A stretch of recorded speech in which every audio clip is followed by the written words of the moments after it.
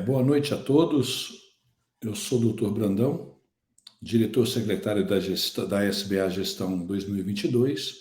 Sou também professor assistente da Faculdade de Medicina da Unesp de Botucatu e diretor da Faculdade de Medicina da Univaz de Pouso Alegre. E também coordenador nacional do curso SAVA do Núcleo Vida da SBA. E dando continuidade essa noite ao webinar SAESP, teremos hoje aqui a participação de um grande colega que nos vai brindar com um tema muito importante dentro da nossa especialidade de anestesiologia, que é o tema atualização em reanimação cardiopulmonar. O nosso colega é o Dr. Fábio Luiz Ferrari Regatielli, anestesiologista, TSA-SBA. Ele é instrutor do curso SAVA e também do curso de via aérea da SBA, do Núcleo Vida, membro da comissão examinadora do TSA, é responsável também pela residência médica em anestesiologia IPAR HG Itapevi Hospital São Camilo Pompeia e coordenador do Centro de Simulação da SAESP. Inicialmente, gostaríamos de agradecer a presença do nosso amigo, grande colega Dr. Fábio, sempre disponível, e pela sua participação em mais um webinar da SAESP. Também gostaria de pedir aos colegas que estão assistindo esse webinar que qualquer dúvida que tenha, possa fazer essa pergunta nessa aba do lado direito, onde está escrito comentário. Dr. Fábio, à disposição. Boa noite, agradeço o convite da diretoria da SAESP, agradeço a presença do meu amigo Brandão, grande mentor aqui do SAVA e um grande exemplo para todos nós na ciência da reanimação. E coube a mim falar a respeito das atualizações aí que nós temos na ciência de reanimação, né? A tela está em exibição? Tudo certo? Tá sim, doutor. Pode prosseguir. Então, a gente vai começar aqui, né? Os objetivos da aula seriam rever protocolos básicos da CLS na versão 2020, discutir algumas coisas PCR relacionadas à anestesia e alguma coisa de conceito de pós-parada, né? A gente vai falar alguma coisa, né, dos algoritmos básicos, né? Por quê? Porque se eu partir diretamente para a atualização, quem não está familiarizado com os algoritmos básicos vai acabar não aproveitando a aula, né? Então, a gente vai falar um pouquinho também, né, de reconhecimento e tratamento inicial de PCR, os algoritmos de ritmos chocáveis e não chocáveis, as causas mais frequentes e as novidades das revisões que a gente tem, as últimas revisões que nós tivemos no ACLS, né? Lembrar, né, que reconhecer a PCR e iniciar o tratamento imediato é fundamental, né? Tempo é coração, tempo é cérebro. Então, o reconhecimento e a tomada das primeiras atitudes é fundamental para uma reanimação de sucesso, né? Também a gente vai frisar aqui que existe uma sequência que é determinada em diversos algoritmos e essa sequência deve ser seguida, né? Por quê? Porque ela ajuda a melhorar o prognóstico da parada, né? A gente vai passar algumas coisas a respeito dos ritmos de PCR, rever o megacode, né? E lembrar que nós temos pouquíssimos fármacos na ciência de reanimação, né? Mas esses fármacos, eles são muito importantes e devem ser administrados no momento adequado, né? Então, esse daqui é o algoritmo básico que a gente espera que todo mundo conheça, né? Qualquer profissional de saúde deve conhecer, e o anestesiologista em particular, né? Então, como é que é esse protocolo? Você identificou inconsciência no paciente, chamou pelo nome, tocou no paciente, o paciente não respondeu, pode não ser nada, mas, né, a gente vai tratar sempre como se fosse o caso mais grave possível. Inconsciência, a gente sabe que uma inconsciência inesperada geralmente tem relevância clínica.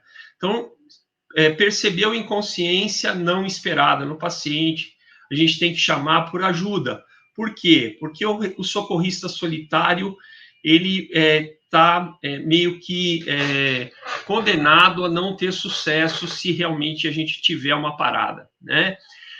Então, a gente chama ajuda, se posiciona adequadamente como socorrista, como está na ilustração que vocês podem ver à direita, né?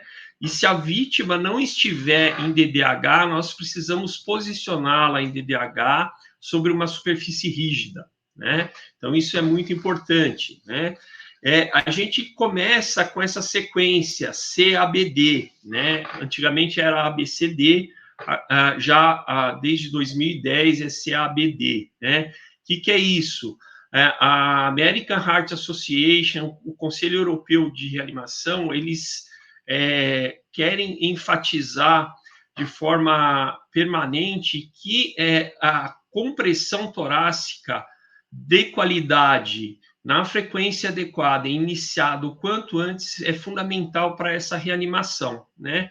Então, a gente checa o pulso em C, né? Essa checagem de pulso no paciente adulto em busca do pulso carotídeo, todos vocês sabem fazer isso, né? Essa checagem não ultrapassa 10 segundos. Se você tiver dúvida de que há pulso palpável, você tem que iniciar a massagem cardíaca externa, né? Então, você vai fazer como, né? Você massageia 30 vezes, né? Aí você vai para o A, vai abrir a via aérea, né? Posicionar a via aérea, e B, fazer 2 ventilações de resgate. E vai fazendo esse ciclo de 30 para 2, até o momento em que o desfibrilador automático se torna disponível, tá? Esse daqui é um gráfico bem clássico, né, que fala sobre fibrilação ventricular, né, onde ele mostra que uma fibrilação ventricular tratada adequadamente até 2 minutos, ou seja, chocada até 2 minutos, ela tem 90% de chance de ter um ritmo efetivo restaurado, né? Mas se isso passar de 5 minutos, a chance do paciente diminui muito. Por isso que quando a gente pede ajuda, a gente sempre pede um desfibrilador, caso o ritmo seja chocável, né?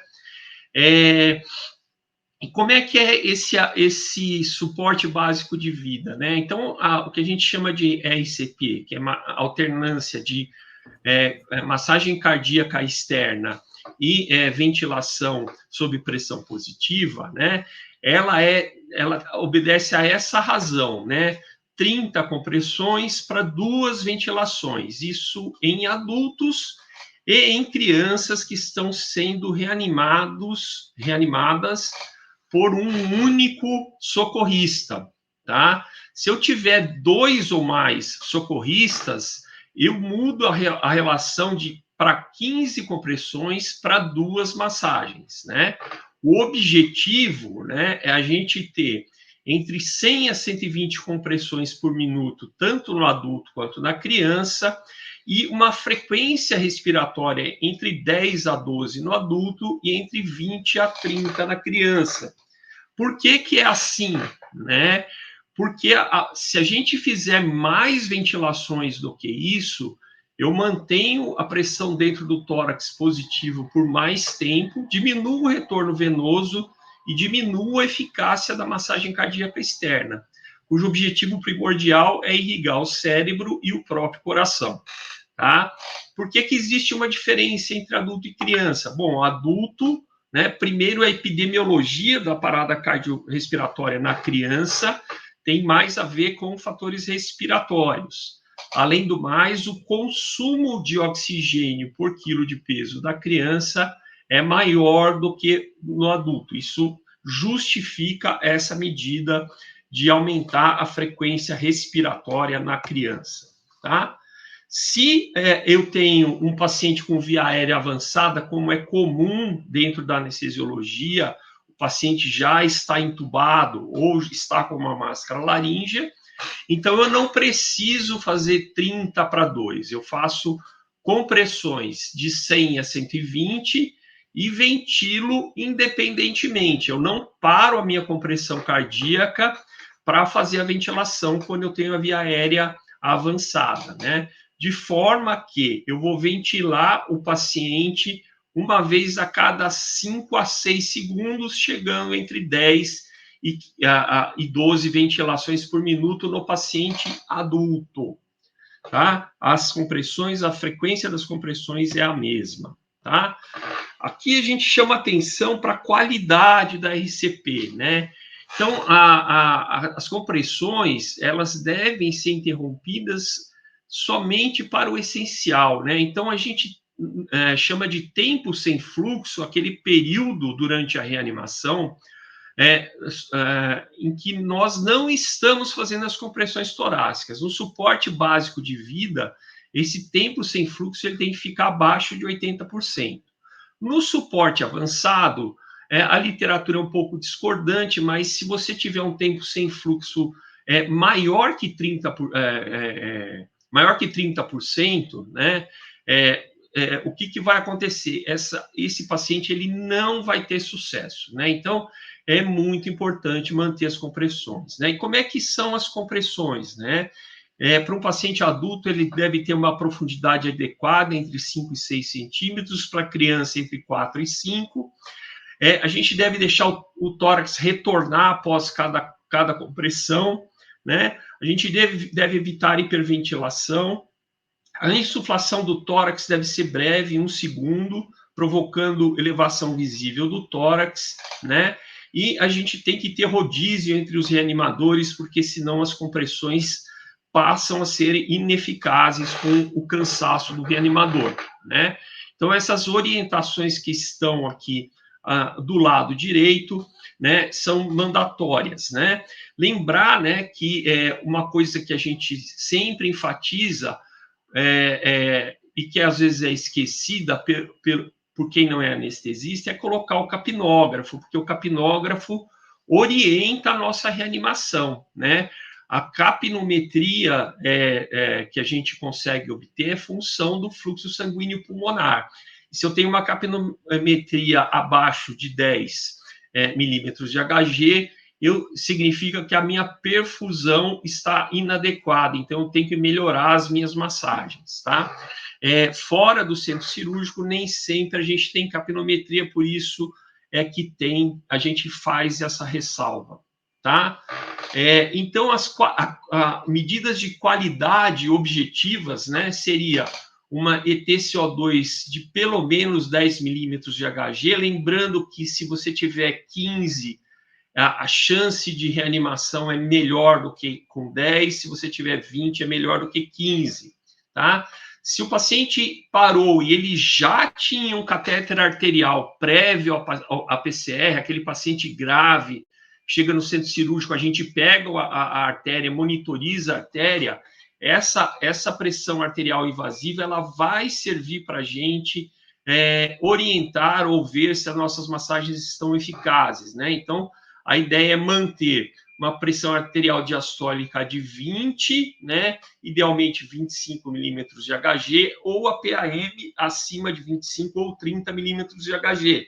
Lembrando que quanto maior essa pressão, melhor a chance do paciente de retomar, né? Se eu tenho um catéter venoso central com fibra óptica para medir a saturação venosa central de oxigênio, o objetivo da gente é deixar esse parâmetro maior ou igual a 30%, tá? A gente tem aqui os 4 ritmos de PCR clássicos, né? A gente tem 2 ritmos não chocáveis, né? Um é a sistolia, que é a linha reta, né? A outra é a ESP, atividade elétrica sem pulso. O que é a ESP? É um ritmo que normalmente gera pulso, mas que no paciente em questão não está gerando pulso. É um ritmo de parada bastante frequente, por exemplo, em choques hipovolêmicos, né?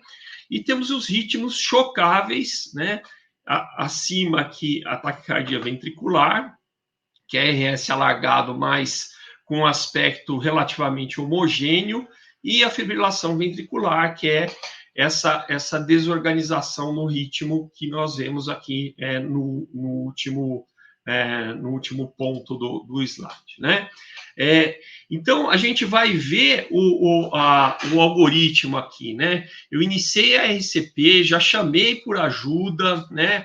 Já estou lá pensando em fornecer oxigênio, chegou o desfibrilador, e aí eu vou fazer o meu diagnóstico. Se o ritmo é chocável, né?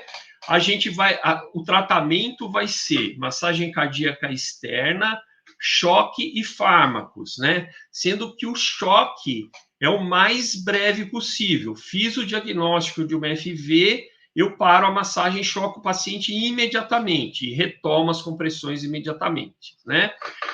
Então, assim, né? Qual que é a carga, né? Se for bifásica, entre 120 e 200 joules, e se for um daqueles desfibriladores mais antigos, daqueles de museu, a gente faz a carga com o máximo que tiver no desfibrilador. Em geral, essa carga é de 360 joules, né?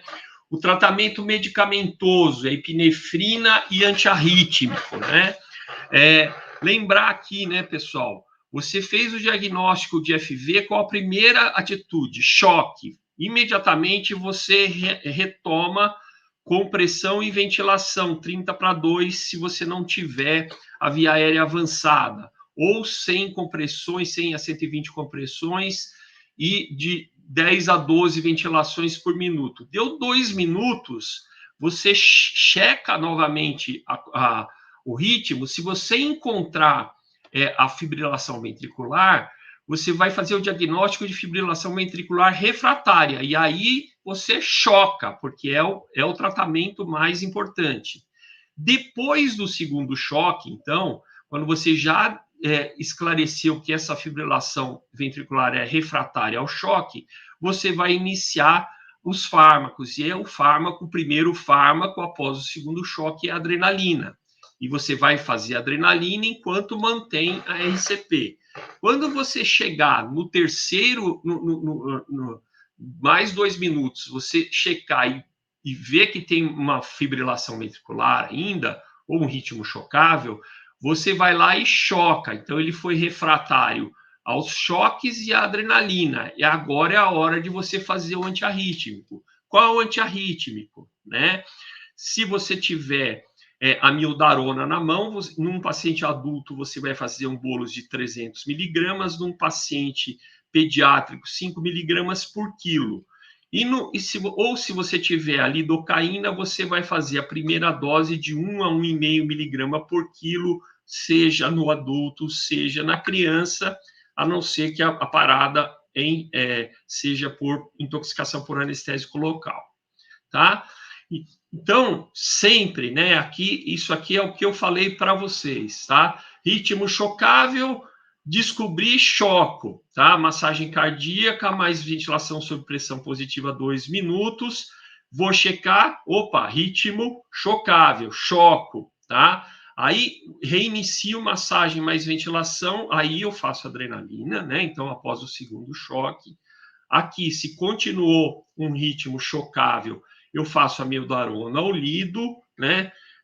Mas eu choquei antes, né? Então é após o terceiro choque, e assim por diante, né? A adrenalina a gente vai repetir a cada 3 a 5 minutos ou a cada 2 ciclos, né? A amiodarona ou lido a gente repete meia dose para uma ou para outra. Para a criança, a gente continua fazendo 5 miligramas por quilo de peso de amiodarona até completar 15 miligramas por quilo de peso, tá? Muito detalhe, né? Sempre, né, pessoal, né?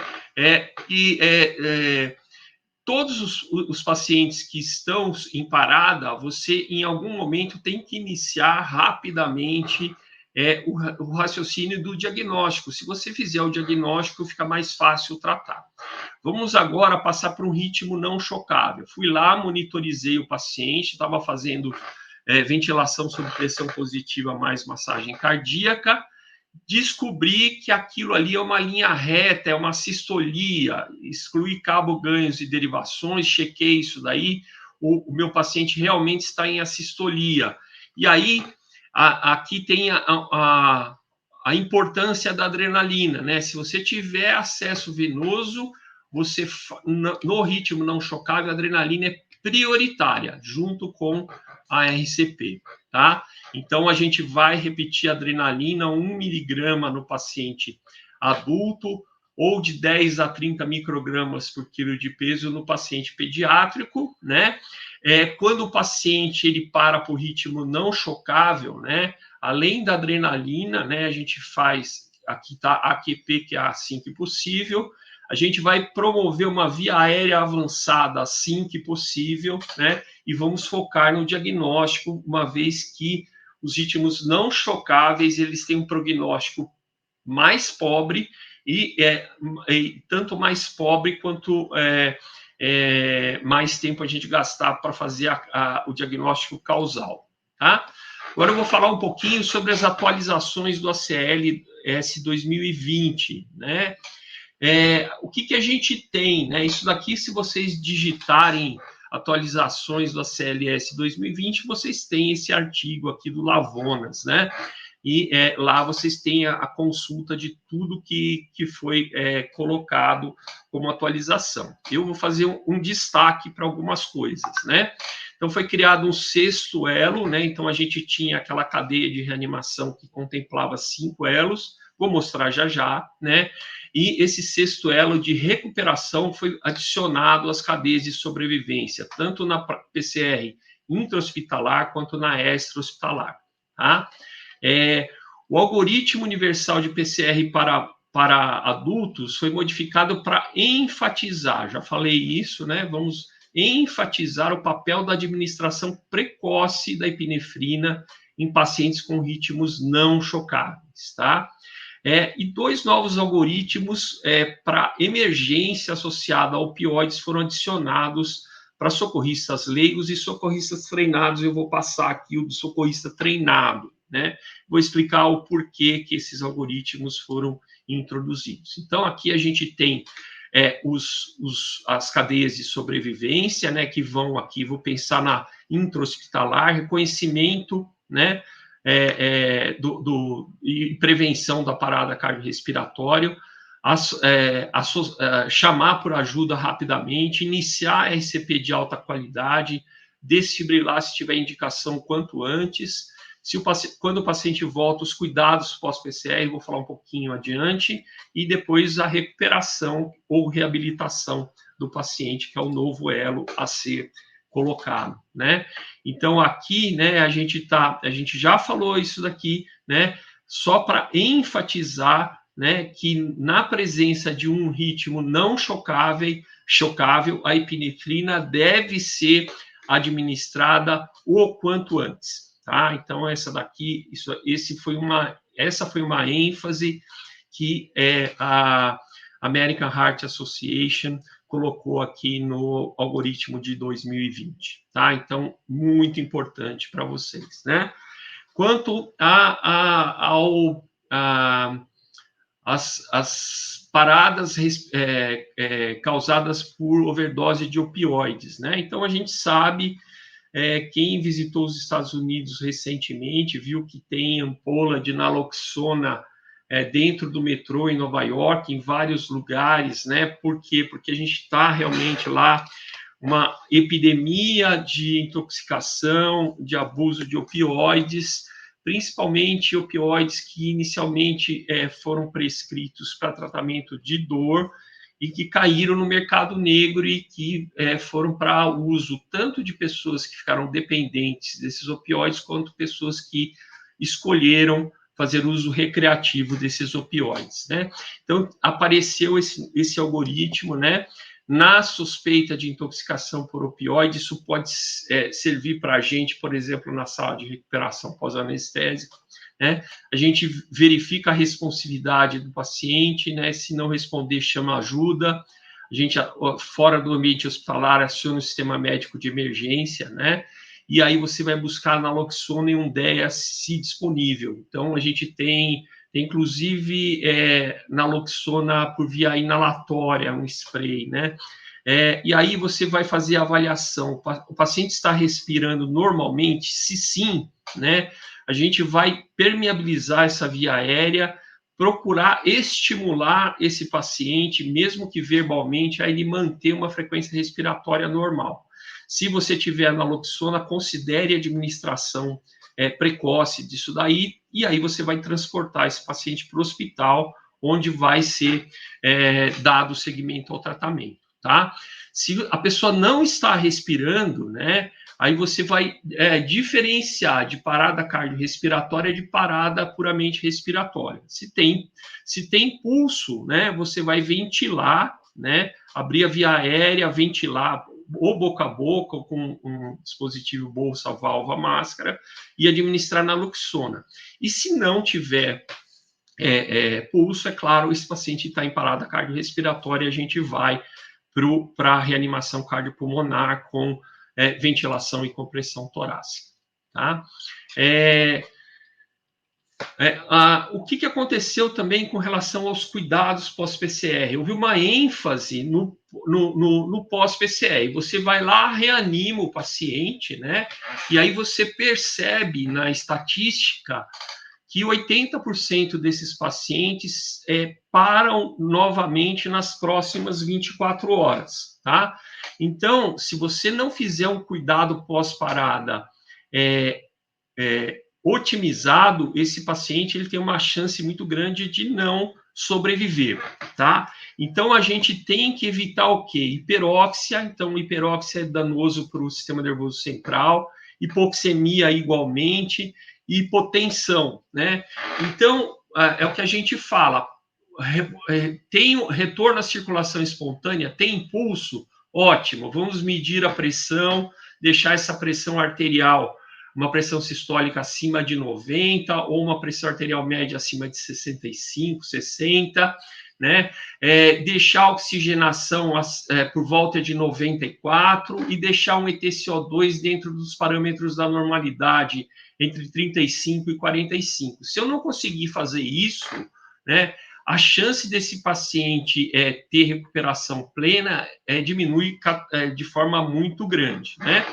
Além disso, nos cuidados pós-parada, né, um novo diagrama foi adicionado para orientar e informar sobre o neuroprognóstico, né, para a gente ver o prognóstico neurológico do paciente, né? E um novo algoritmo de PCR durante a gravidez foi adicionado, e justamente o algoritmo que a gente utiliza nas aulas do SAVA, né? Então, assim, aqui, né, a gente tem uma fase de estabilização inicial, né, onde a gente vai controlar esses parâmetros que a gente citou anteriormente, né? Se não estabiliza o paciente vai deteriorar de novo e vai provavelmente evoluir com nova parada.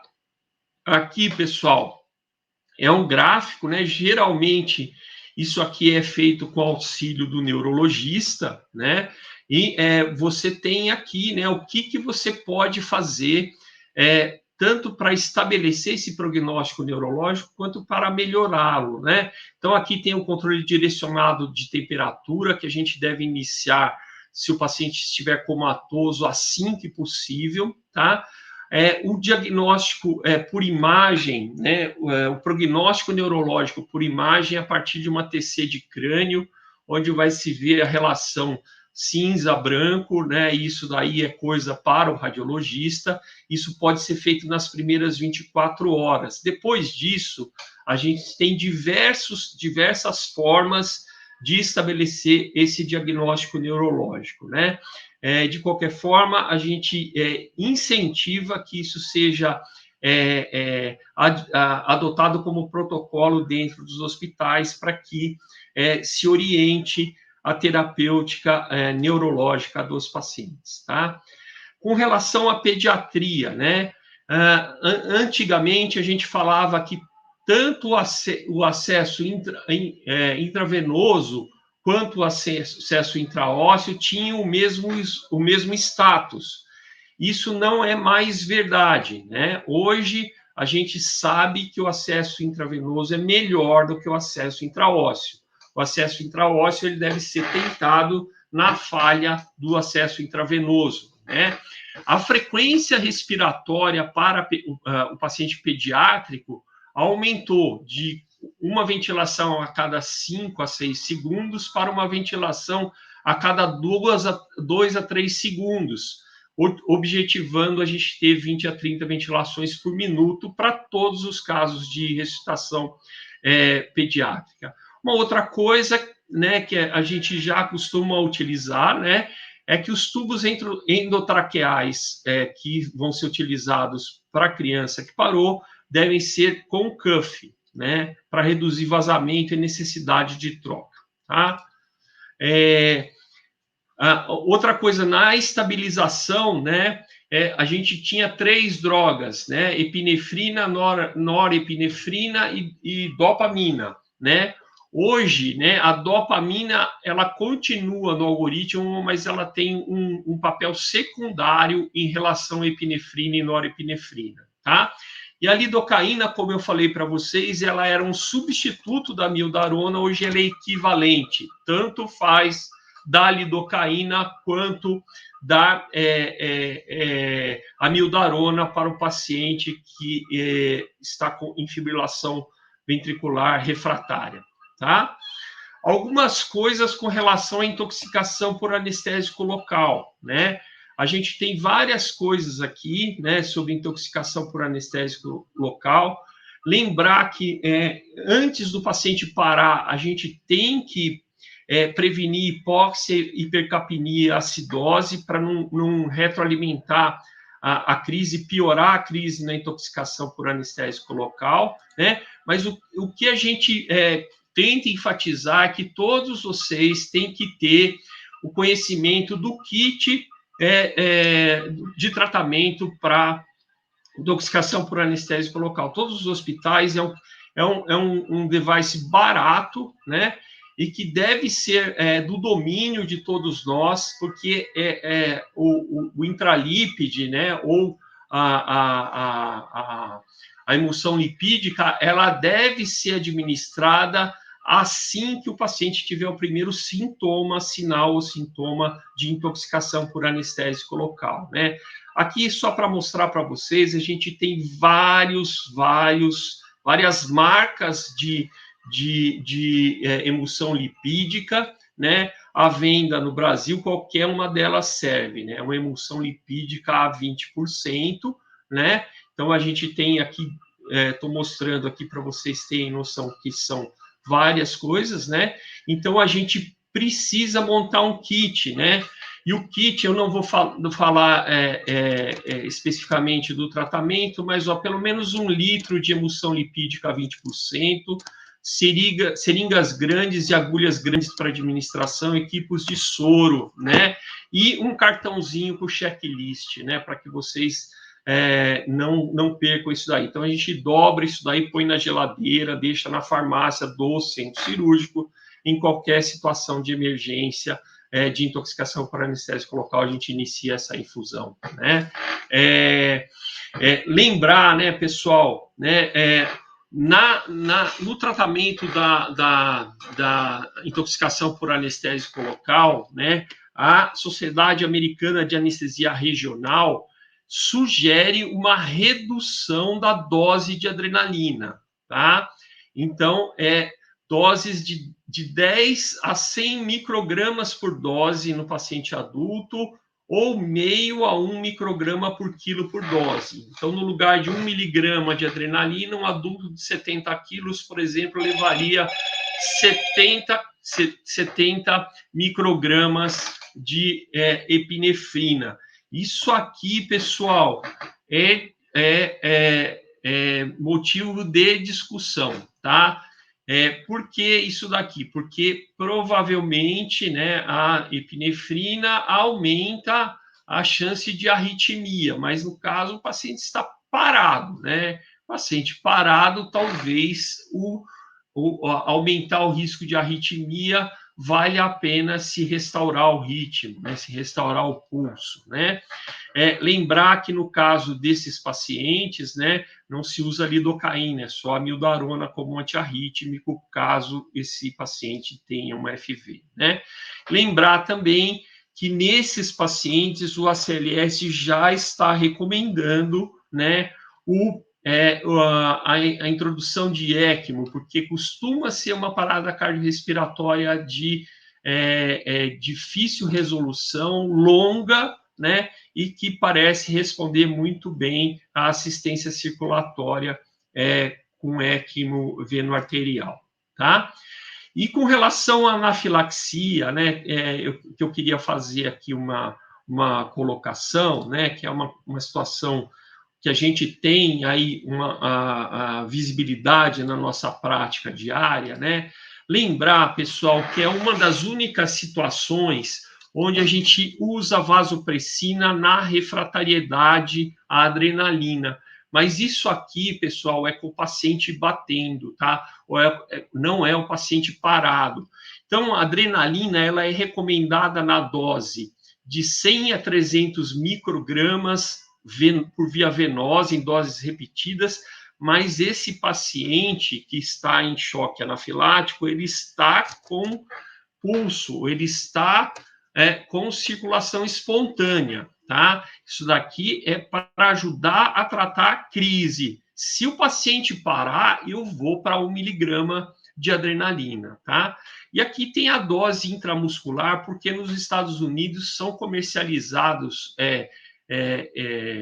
fármacos já pré-preparados para pacientes que têm antecedentes de choque anafilático. E aí, essa seringuinha, por exemplo, da marca EpiPen, tem 300 microgramas, que é utilizado para adulto, e 500 microgramas para 300 microgramas para criança e 500 microgramas para adulto, tá? Então, a vasopressina é na refratariedade ao choque, na infusão de adrenalina. Lembrar isso daí, tá bom? Outras coisas que podem ser utilizados na anafilaxia resistente à adrenalina, mas isso aqui, lembrar, o paciente está com circulação espontânea ainda, tá bom? Basicamente, pessoal, era o que eu tinha para discutir aqui. Não sei se eu estourei muito tempo, mas a ideia era essa daí. Vou aproveitar aqui para fazer um agradecimento, né? De novo à comissão, de novo ao Brandão, à SBA, à SAESP, né? Ao pessoal da ACD, que hoje me substituiu no plantão, Dr. Maurício Malito, e ao pessoal do IPAR, que me prestigia como coordenador da residência em anestesiologia lá, tá? Então, era isso que eu tinha, estou à disposição.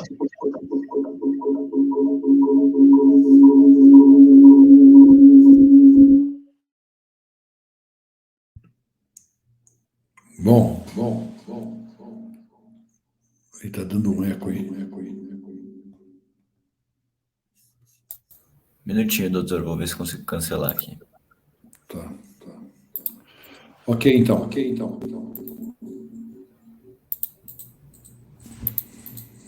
Tá com eco?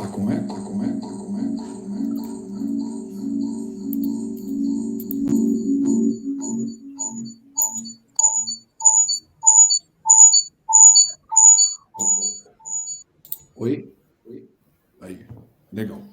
Então, Fábio, primeiro, agradecer uma maravilhosa palestra, conseguiu rapidamente aí nesse tempo fazer uma revisão, né, do que como a gente trata como faz uma RCP e ao mesmo tempo nos atualizar sobre o tema. Eu estou guardando alguma pergunta aqui, Fábio, dos colegas, e por enquanto não tem nenhuma. Enquanto não tem, vou só dar o comunicado que a gente chegou a quase 100 pessoas, né, considerando a segunda-feira, mostra um interesse muito grande do pessoal em participar desse tema. Eu gostaria, Fábio, antes de alguém então colocar a primeira pergunta, ou a gente tem uma pergunta, que você fizesse um comentário a respeito exatamente dessa mudança da ventilação na criança, você já falou alguma coisa, e também citasse as maneiras que a gente tem para ventilar, seja de maneira invasiva ou não, através do sistema bolsa, válvula, máscara. O que você pode acrescentar para a gente a respeito desse assunto?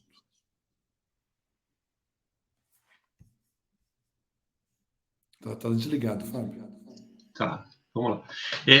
Então, Brandão, nós somos da época, né, entregando aqui a idade, né, que a gente tinha aquela relação 5:2, né, de compressão para ventilação, né, isso foi sendo mudado, né, e agora parece que a gente tem uma tendência a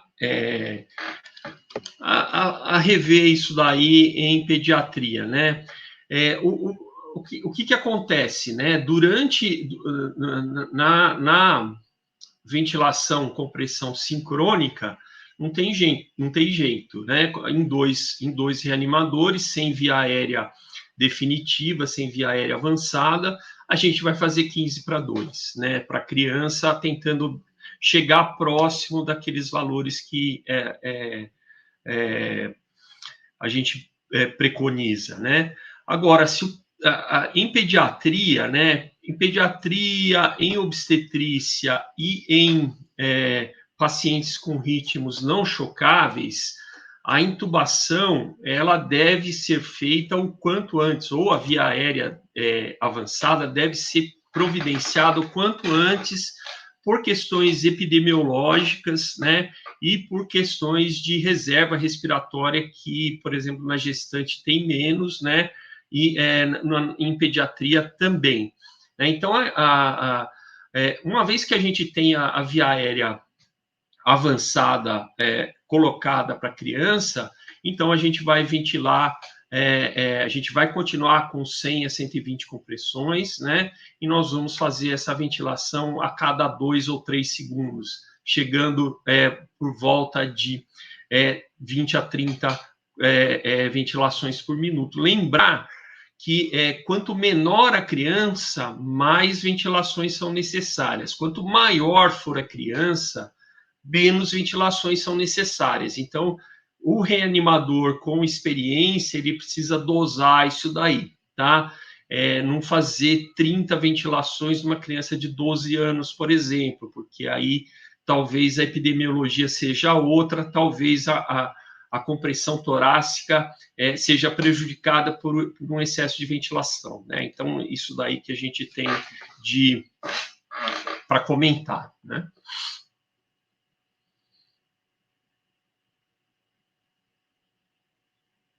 Doutor, tá fechado o microfone. Brandão, o teu fechou. O microfone fechou, Brandão. Está chovendo aqui comentários elogiando a sua apresentação. Muito obrigado, eu agradeço aqui, muito obrigado. E, muito obrigado. Estou vendo várias pessoas conhecidas, né, que vieram aqui dar uma força para a gente. Vários amigos, né, amigas, né, Lisandra, a Júlia, o Wagner, o Fabrício, o Maurício, toda gente que a gente conhece aí, né? Mas também a aula foi muito boa, inclusive nem pergunta está tendo, eu acho que todo mundo já entendeu tudo que você falou, vai estar tranquilo. Mas, Fábio, dentro dessa linha ainda, né, que a gente estava discutindo aqui, a gente pode lembrar que desde de algum tempo já, né, vou dizer aí em torno de 7 ou 8 anos, antes da última revisão dessa, de 2015, mais ou menos, a gente já preconizava, né, o uso da adrenalina precoce, ciclo sim, ciclo não, no SAVA, né? Sim. Na verdade, o ACLS abria essa possibilidade, só que eles nunca enfatizaram, né? Como a gente entra na sala com veia praticamente, né? Não em pediatria, mas a nossa prioridade, talvez número 2, uma primeira é controlar a via aérea, depois a gente já vai querer acesso venoso, né? Então, no contexto da anestesia, a gente sempre enfatizou, né, para ritmo não chocável a adrenalina. Lembrar que isso não autoriza as pessoas a fazerem adrenalina imediatamente em ritmo chocável. Isso é um erro grosseiro, né, que pode, inclusive, piorar o prognóstico. Então, lembrar, né, pessoal, a adrenalina em ritmo chocável é feita após o segundo choque, quando já foi definido refratariedade, tá? Então, muito cuidado com isso daí, né? É um erro grosseiro fazer isso daí e pode atrapalhar o prognóstico do paciente, tá bom? E deixar isso claro. É uma dúvida recorrente nos SAVAs, né, Brandão? O pessoal sempre pergunta, mas eu estou com a veia aqui, vou fazer uma adrenalina nesse ritmo chocável. Tá errado. Infelizmente, está errado. Se mudar, a gente Eu dá sempre a mão à lembro palmatória, mas por enquanto não temos sinais de que vai mudar isso. eu lembro de uma frase que um colega nosso, que sempre gosta também muito de reanimação e sempre está com a gente quando é possível, o Guinter, né? O Guinter, ele sempre falava uma frase que eu acho muito interessante. Ele falava assim: tem duas coisas que a gente precisa aprender a fazer e a utilizar, que é a compressão torácica e a utilização correta do desfibrilador.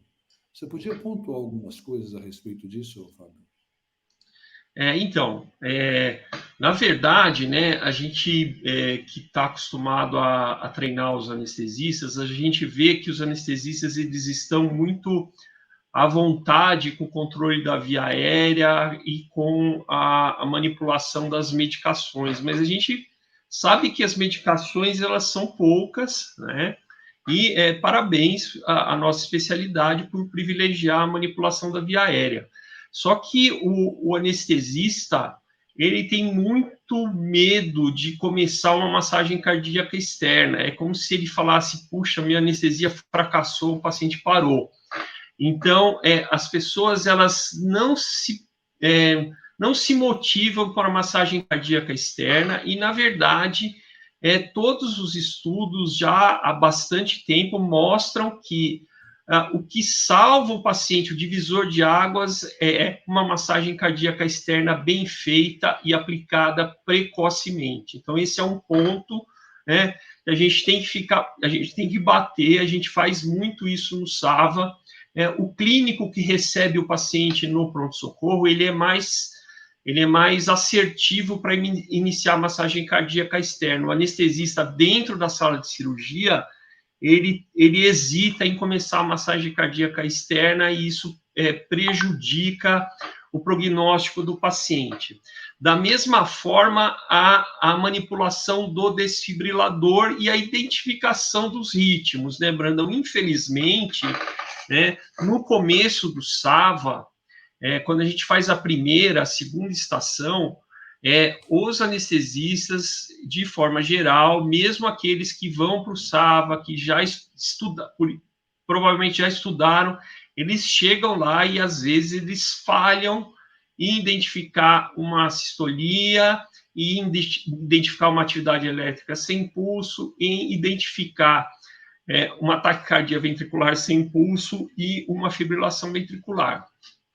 Isso é básico para qualquer médico que lide com emergência, né? Então, isso é extremamente importante.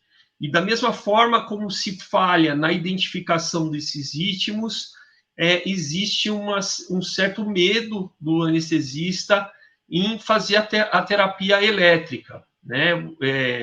Hesita-se muito, não só na parada, mas também nas arritmias instáveis, né? Por exemplo, em fibrilação atrial com o paciente instável. Eu tive um episódio ano passado de uma paciente que instabilizou, fez uma FA de alta resposta, instabilizou. Eu peguei o desfibrilador e cardioverti a paciente imediatamente. Aquilo foi motivo de burburinho no centro cirúrgico. Olha, o cara é radical, o cara é não sei o quê. A minha conduta foi bastante comentada, para não dizer criticada, né? Na verdade, isso é meio que reflexo desse medo que as pessoas têm de usar o equipamento, né? O desfibrilador e o cardioversor, né? Então, uma das partes que a gente direciona dentro do SAVA é justamente, né, aperfeiçoar a RCP. Então, a gente tem uma estação de qualidade que onde a gente faz a aferição da qualidade da massagem cardíaca externa e incentiva o anestesista a manipular o desfibrilador e a ter familiaridade, né? Eu sempre falo para as pessoas, depois desse curso, todo dia que você entrar no centro cirúrgico, você vai lá e confere o desfibrilador para você ver o que você tem na mão. Perfeito, Fábio. Falei demais, hein? Só acrescentando, a gente sempre bate na tecla no nosso curso do SAVA que o único tratamento de arritmia que não tem contraindicação é a desfibrilação, né? É que a gente não tem o hábito de usar, mas ela não tem contraindicação nenhuma. né?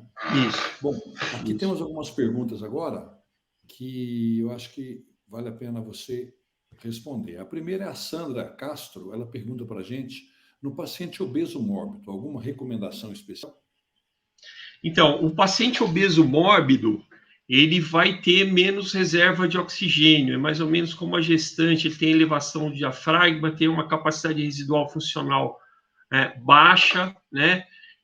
Tem um metabolismo elevado, então ele é um paciente que consome bastante oxigênio. Então, a gente não muda a dose dos fármacos, a gente não muda a dose de desfibrilação, mas a gente busca uma via aérea definitiva para esse paciente mais precocemente, tá? Então, seria essa a principal dica com relação ao paciente obeso mórbido, tá? Eles têm uma probabilidade maior de eventos cardiovasculares, mas eles têm também uma falta de reserva pulmonar, né? Então, a gente precisa estabelecer uma via aérea definitiva o quanto antes. Perfeito, Fábio. A segunda pergunta do nosso colega, instrutor do SABO, o Eric Pinelli, parabéns pela sua Eric, aula. E ele pergunta, como proceder em uma parada num paciente em decúbito ventral com sítio cirúrgico aberto? Cirurgia de então, coluna, por exemplo.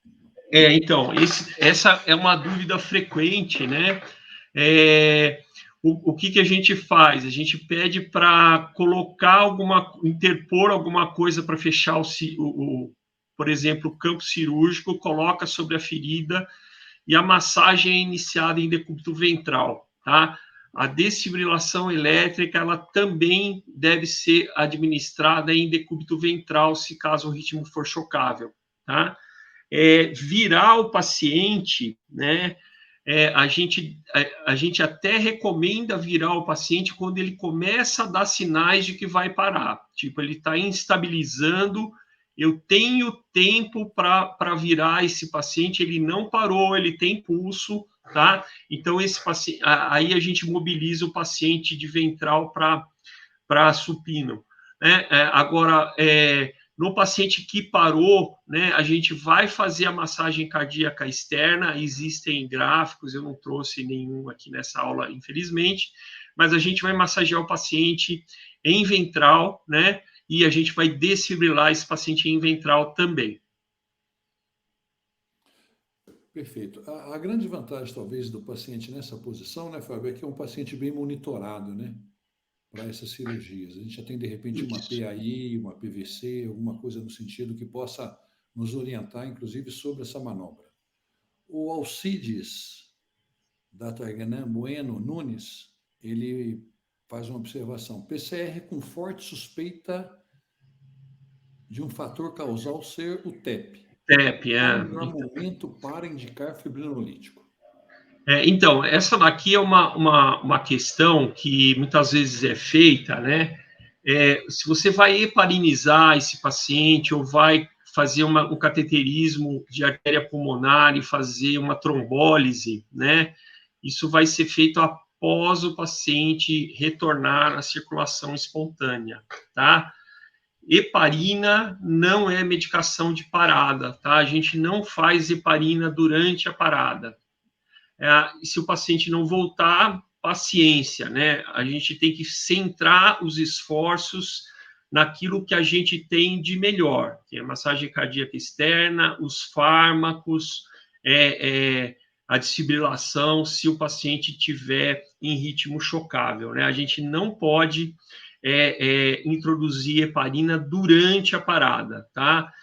Essa heparinização ou a trombólise, se tiver indicada na hemodinâmica, vai ser feito após o paciente retomar o ritmo, a circulação espontânea. Bom, mais elogios, Fábio? Chovendo Opa, elogios obrigado. aqui. Tá? Ô, a Jaque. Oi, Jaque. Obrigado, Jaqueline, minha amiga. Bom, eu gostaria que agora, passou um outro aqui agora, vamos lá. O Alcides, ele pergunta, no obeso mórbido, cuja massagem é inefetiva, pela elevada obesidade, seria indicada a massagem cardíaca direta, né? Essas medidas heróicas, né, elas não estão contempladas aí nos algoritmos, né? Eu já tive em parada onde era paciente de cirurgia, era um cirurgião torácico e ele abriu o tórax e massageou o coração com a mão, né? A gente não tem essa indicação, viu, Alcides? No momento a gente não tem essa indicação, né? E como a gente não tem essa indicação, né? Eu até entendo a proposta aqui. Se você fizer uma toracotomia numa parada e esse paciente evoluir bem, beleza. Se ele evoluir mal, você vai ser responsabilizado porque você introduziu, teoricamente, uma técnica que não é reconhecida pelo algoritmo e que tem uma morbidade elevada. Perfeito. Eu gostaria que você fizesse agora um merchandising um pouquinho, né, do curso Sava. A gente está com muitos ME1, da importância, né, para o nosso ME, estar familiarizado e muito treinado até na tentativa de prevenção, né, da parada e não somente tratar uma Isso. parada, né, que a gente bate muito nisso. Pessoal, então assim, né, o Sava, perguntem para quem fez já, né? O Sava é um divisor de águas. Você, depois daquele fim de semana que você trabalha lá, se sente meio oprimido por nós, instrutores terríveis, né, Brandão? No final, as pessoas, elas passam a olhar o paciente, passam a se organizar com relação ao paciente grave de uma forma diferente, né? Então, o Sava, ele é um divisor de águas, especialmente porque ele não contempla apenas parada cardiorrespiratória, ele contempla parada cardiorrespiratória no paciente em anestesia, né? É muito diferente você fazer um Sava e fazer um ACLS. Nada contra o ACLS, já fui instrutor do ACLS, curso brilhante, mas a epidemiologia é muito diferente daquela com a qual nós lidamos, né? Então, a gente tem, no Sava, a gente tem parada em pediatria, a gente tem parada na gestante, a gente tem parada por anafilaxia, a gente tem parada por intoxicação por anestésico local, a gente tem uma discussão sobre hipertermia maligna, né? Então, tudo isso é extremamente importante, tudo isso tem a ver com o dia a dia do médico anestesista. Então, é um curso direcionado para o médico anestesista, que está sendo sempre atualizado e que vocês deveriam buscar fazer, né? A gente está com planos aí, o Brandão, né? A diretoria da SBA, o pessoal da SAESP, né? A gente tá em construção de um novo centro de simulação aqui na SAESP, a gente vai ter uma disponibilidade maior de curso Sava, né? Inclusive durante a semana. Então, a gente já tem um curso mensal, né, de Sava na SAESP. A gente quer aumentar esse número e a gente espera ter essa demanda criada por nós, né? Hoje, um dos principais fontes de arrecadação da Sociedade de Cardiologia é o ACLS, e quando você vai no curso do ACLS, tem 50% de anestesistas lá dentro. Então, a gente precisa resgatar essas pessoas e colocar elas num curso que é criado, já tem mais de 20 anos, 22 anos aí, ele é criado e pensado nas situações do dia a dia do médico anestesista. Perfeito, Fábio. Eu sempre falo na minha Opa, opinião, né? obrigado, Elosti, obrigado, Bruno, obrigado, Júlia. Estou vendo aqui. Obrigado, Alcides. É o seguinte, então a gente estamos assim no tempo final, Fábio, e eu gostaria de agradecer a sua participação brilhante, como sempre, né? Eu já conheço de longa data, para mim não tem surpresa nenhuma, né? Fico Obrigado. feliz de poder participar com você aqui e aprender um pouco mais. Eu não. Que você fizesse as suas considerações finais aí. Pessoal, é isso, né? Reanimação, né?